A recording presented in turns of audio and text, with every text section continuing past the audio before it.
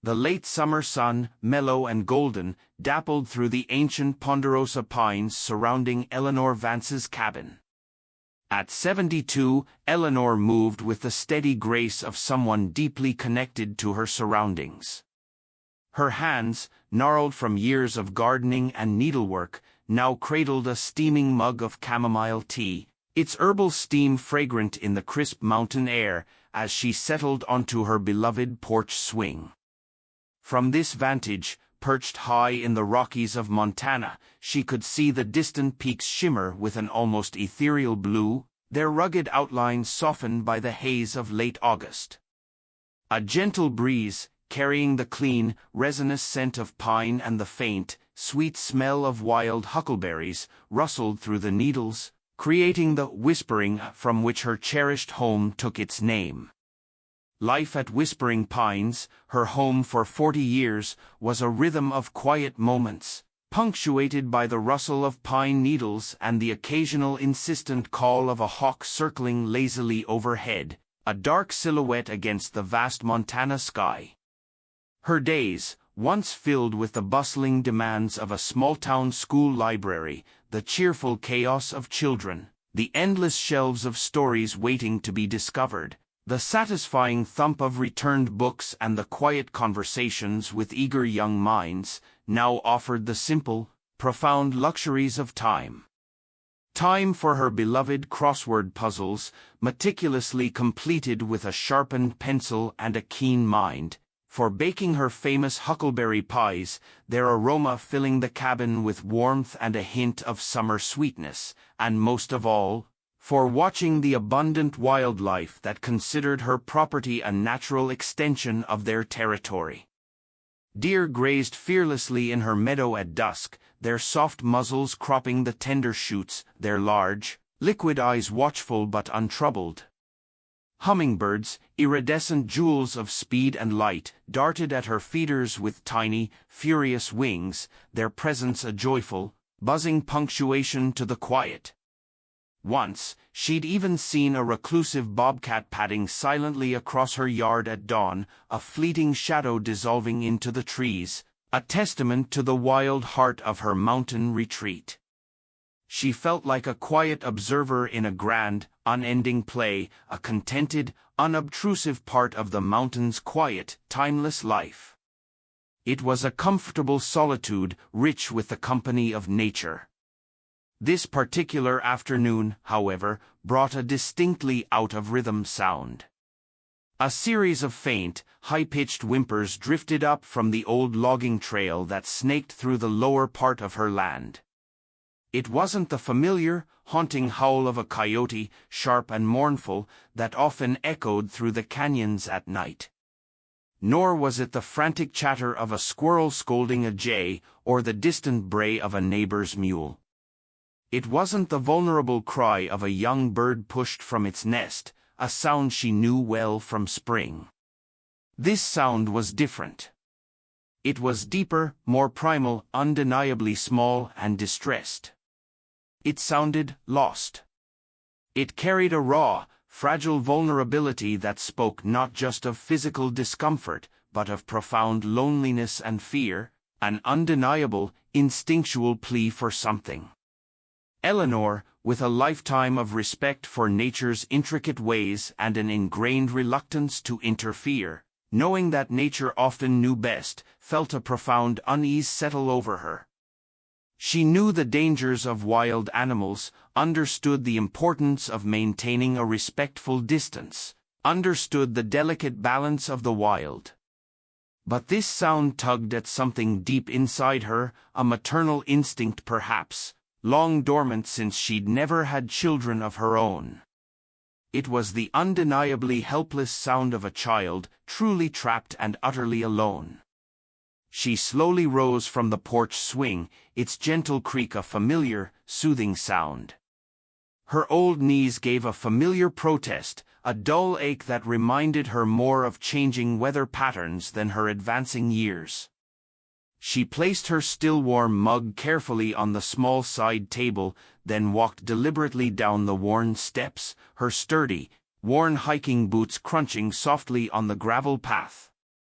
She moved cautiously, heading toward the source of the sound, her senses alert, listening intently to every rustle, every snap of a twig. As she rounded a gentle bend in the overgrown trail, shaded by towering firs whose lowest branches swept the ground like heavy skirts, she saw it. A bear cub, no bigger than her beloved golden retriever, Buddy, who'd passed on 5 years ago and was still sorely missed, a soft, persistent ache in her heart that time had smoothed but never fully erased. It was huddled beside a moss-covered fallen log, its fur a matted, dusty brown, its small body shivering slightly despite the warmth of the afternoon. Its eyes, wide and dark like polished river stones, held a mixture of raw fear, utter exhaustion, and a heartbreaking innocence.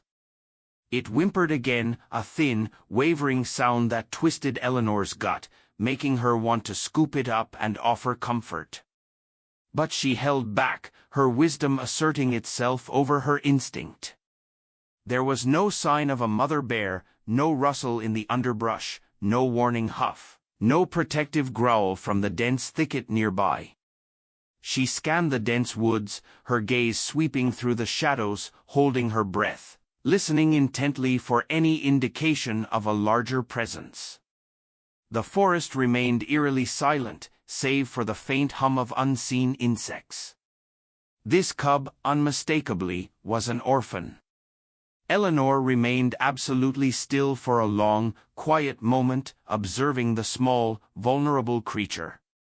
She knew the golden rule of the wild, repeated by every park ranger and nature show: never approach a cub, for the mother is surely near and fiercely protective.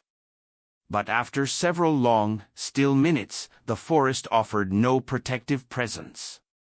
No angry charge, no cautionary growl, no concerned rustle of leaves.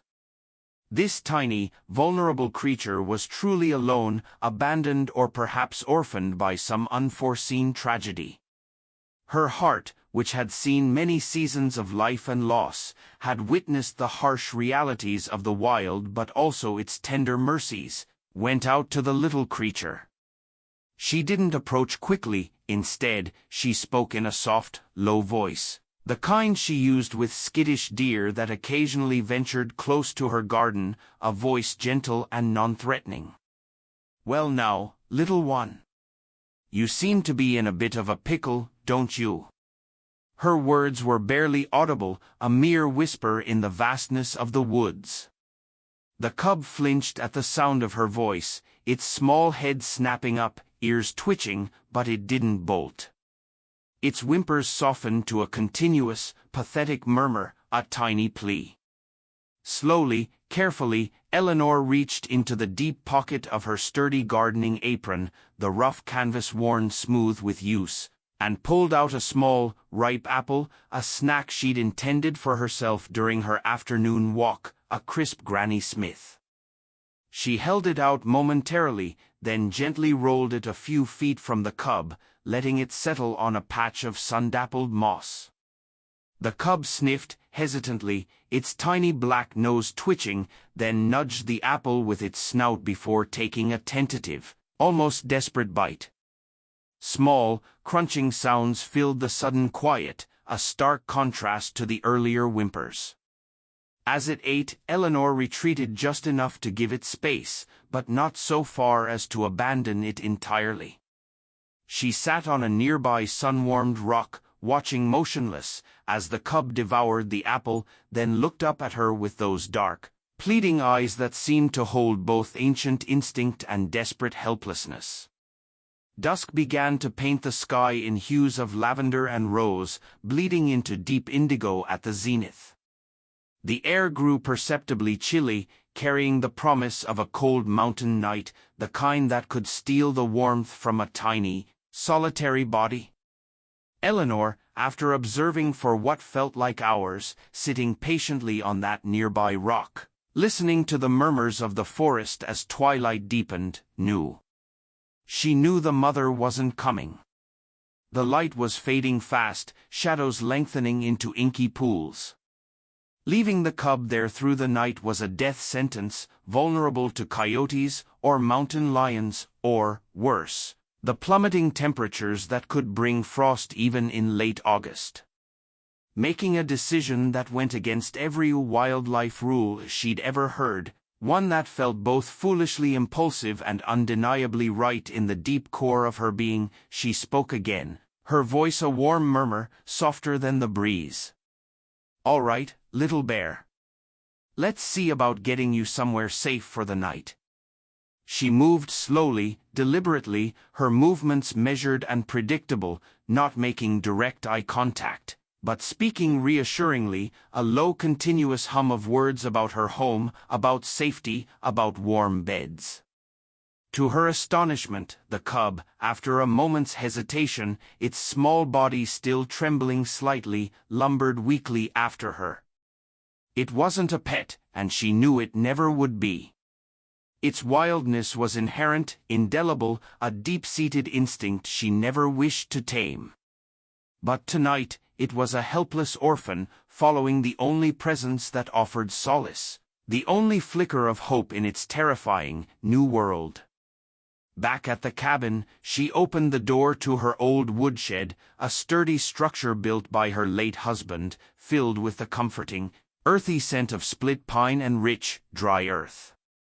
It was clean and dry, perfect for storing seasoned firewood and, perhaps, temporarily sheltering a lost soul.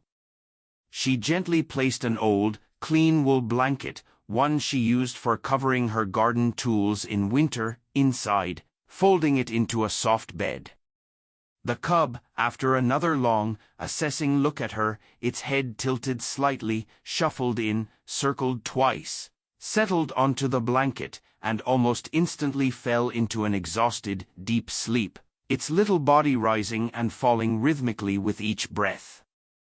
Eleanor latched the shed door, not to trap it, but to protect it from the night's chill and any curious nocturnal predators who might scent its vulnerability.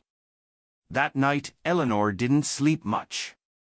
She brewed more chamomile tea, its steam rising in the quiet kitchen, warming her hands. She paced the worn planks of her cabin floor, a familiar creak accompanying each step, a counterpoint to the distant hoot of an owl. She worried, her mind replaying the cub's frail whimpers, the vulnerability in its eyes, the sheer audacity of her decision. She thought about the immense responsibility she had taken on, the risk, the sheer unorthodoxy of it all. What would her neighbors say? What would the wildlife authorities say? But overriding these concerns was a deep, quiet conviction. As dawn broke, painting the eastern sky in fiery streaks of orange and crimson, illuminating the distant peaks in a glow of new life, she felt a profound certainty. She had done what her heart told her was right, come what may. The image of that helpless little bundle of fur, shivering by the log, solidified her resolve. Over the next few days, with careful research done in the quiet hours of morning, flipping through old natural history books and consulting her few, trusted landline numbers, and then hushed phone calls to a local wildlife sanctuary known for its ethical and successful rehabilitation practices, a place renowned for returning animals to their natural habitat, not turning them into pets, a plan began to form. They were cautious, understanding Eleanor's good intentions but stressing the protocol. Dr. Lena Petrova, the sanctuary's lead veterinarian, expressed a mix of concern and admiration. "It's highly unusual, Eleanor, for a cub to allow such proximity, and even more so to follow you. You must have an extraordinary presence." Eleanor simply replied, "I just listened to my heart, Lena." The little one was lost. They would send a team for the cub, assess its health thoroughly, and work towards its eventual release back into the wild, where it truly belonged, after a period of careful rewilding. But in those few days, a small, fragile bridge formed between the wild creature and the old woman. Eleanor would leave bowls of fresh, ripe berries she'd picked from her own bushes, a bounty of late summer's sweetness, and cool, clear mountain water just outside the woodshed door. She talked softly to the cub as it cautiously emerged, its small nose twitching, its dark eyes darting. She never tried to touch it, understanding the inherent wild spirit within, respecting the invisible boundary that separated their worlds, a boundary she knew was vital for its future.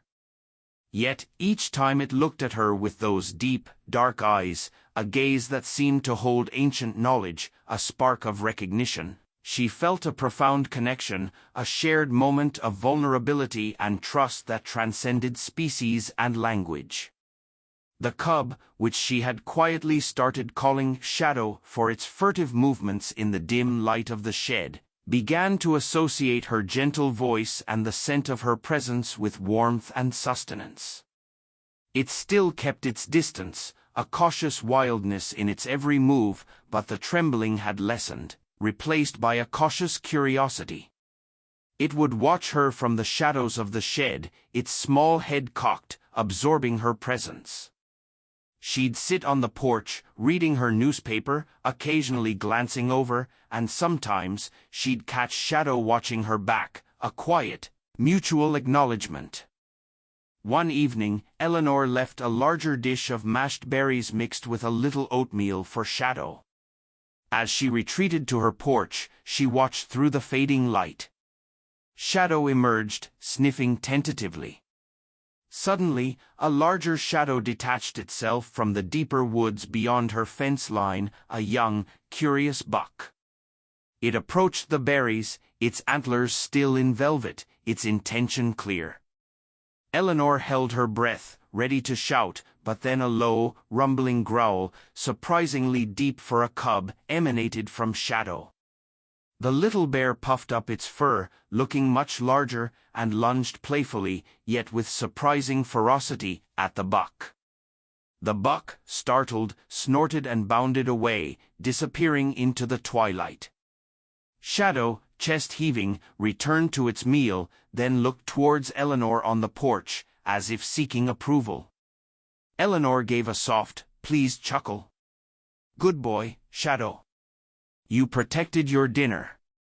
It was a tiny moment, but it confirmed for her that the wildness was strong in him, that he would adapt, that he belonged out there.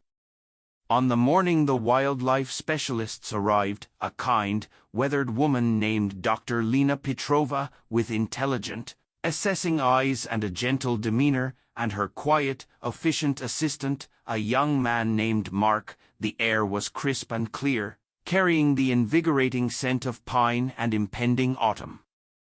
Eleanor met them at her driveway, offering fresh coffee and a slice of her huckleberry pie. Dr. Petrova, after a bite, smiled. "Eleanor, this is almost as good as the stories we've heard about you." They discussed the cub's behavior, Eleanor's observations, and the best way to approach him. They were impressed by Eleanor's calm, respectful handling. "It's highly unusual, Eleanor," Dr. Petrova explained, "for a cub to allow such proximity, and even more so to follow you. You must have an extraordinary presence, a real gift with creatures." Eleanor simply replied, her gaze distant, "I just listened to my heart, Lena. The little one was lost and scared. I just offered a bit of warmth." They prepared a specialized, ventilated transport crate.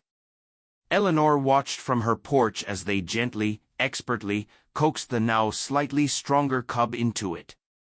Shadow, sensing the change, let out a single, mournful cry as the door clicked shut, a sound that echoed the very first whimpers she'd heard on the trail, but this time, laced with a hint of confusion and protest rather than utter despair. Dr. Petrova gave Eleanor a warm, knowing smile and a firm handshake. "We'll take good care of him, Eleanor. He'll get the best chance at a wild life. You gave him a fighting start." As the truck pulled away, its engine fading into the chorus of forest sounds, leaving Whispering Pines quiet once more, Eleanor felt a pang of emptiness, a familiar ache of parting. It was a quieter cabin now, the subtle stirrings from the woodshed gone. But it was quickly replaced by a deep, abiding sense of peace. She knew she had given that little bear a chance at the wild life it was meant to live, a chance to grow strong and free. She sat back on her porch swing, the golden sun warm on her face, soaking in the stillness that now felt complete, rather than just quiet. The mountains stood sentinel in the distance, timeless and majestic, their flanks a patchwork of dark green and granite gray, already hinting at the rich reds and golds of autumn. Eleanor knew she might never see that cub again, never know if it truly thrived in the vast wilderness, if it found its own territory, its own family. But its brief, unexpected visit had left an indelible mark on her heart, a warmth that settled deep in her bones. It was a gentle, powerful reminder that even in the quiet solitude of old age, life still held surprises, still offered opportunities for profound kindness, for choices that defied logic but resonated with the deepest sense of right. It showed that unseen threads of connection could weave themselves between all living things, bridging the seemingly unbridgeable gap between human and wild. The hum of the bees in her late-blooming flowers, the distant caw of a crow, the soft whisper of the pines, they all seemed to affirm a quiet truth that the world was still full of wonders, if you only knew how to listen and how to open your heart. And that, she mused, was a precious gift indeed, more valuable than any tangible treasure.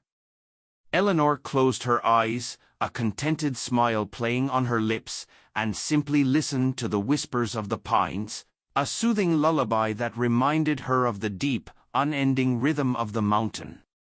Days turned into weeks, and weeks into months.